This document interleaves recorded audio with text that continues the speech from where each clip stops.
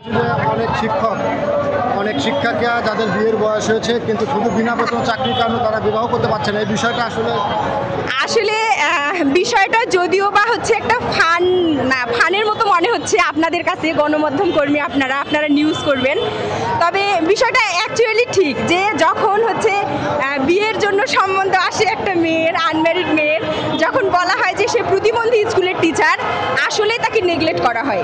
আসলেই বলা হয় যে প্রতিবন্ধী স্কুলের টিচার, এই স্কুলগুলোর কোনো সুরাহা নেই, আদেও কখনো এগুলো এমপিও হবে কি হবে না, আসলে অনিশ্চয়তার মধ্যে পাত্রপক্ষ হয়তো বা ভেবে থাকে। এই বিষয়টা আসলে ট্রুলি বলতেছি আমি। আবার অনেক শুধু মেয়েদের ক্ষেত্রেও না, ছেলেদের ক্ষেত্রেও এটা প্রযোজ্য যে প্রতিবন্ধী স্কুলের টিচার, এর তো কোনো ভবিষ্যৎ নাই। আর এই দুনিয়াটা তো স্বার্থের দুনিয়া, সবাই তো স্বার্থের পিছনেই ঘোরে। তবে আমি সবার উদ্দেশ্যে বলতে চাই, হ্যাঁ, আমার যে প্রতিবন্ধী, সারা বাংলাদেশের প্রতিবন্ধী বিদ্যালয়ের যে শিক্ষক কর্মচারী আছে, সবার সব ধরনের দুঃখ কষ্ট এবং হচ্ছে সব ধরনের হতাশা এবার লাঘব হবে ইনশাল্লাহ। আমরা অনেক বেশি হোপফুলি, আমরা অনেক বেশি আশাবাদী যে আমাদের এবার দাবি দেওয়া এবং আমাদের যে উদ্দেশ্য বা আমাদের যে স্বপ্ন, আমরা খুব শীঘ্রই আমরা সফলতার দিকে যেতে চাচ্ছি।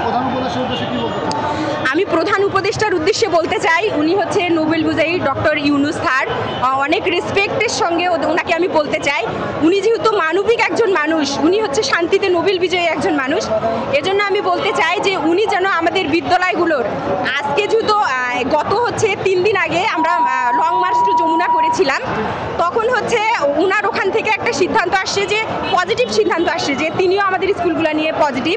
তো আমি শেষ পর্যন্ত এটাই বলতে চাই, উনি যেহেতু শান্তিতে নোবেল বিজয়ী এবং অনেক মহৎ একজন মানুষ, উনি প্রান্তিক লেভেলের মানুষজনদের নিয়ে যেহেতু কাজ করে, আর প্রতিবন্ধী বাচ্চা বা প্রতিবন্ধী বিদ্যালয়, যে বিদ্যালয়গুলো আছে, এই বাচ্চাদের অনেকেই সমাজের মানুষেরা কিন্তু ছোট করে দেখে।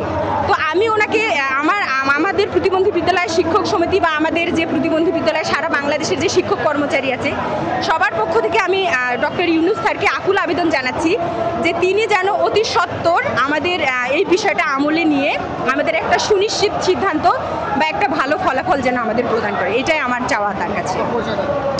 আমার নাম হচ্ছে ফাতেমাতুজ জোহরা, আমার বাসা হচ্ছে দিনাজপুর জেলা নবাবগঞ্জ থানা। আমি এসেছি আঞ্জুমানারা বুদ্ধি প্রতিবন্ধী ও অটিস্টিক বিদ্যালয় থেকে, আমি একজন সহকারী টিচার।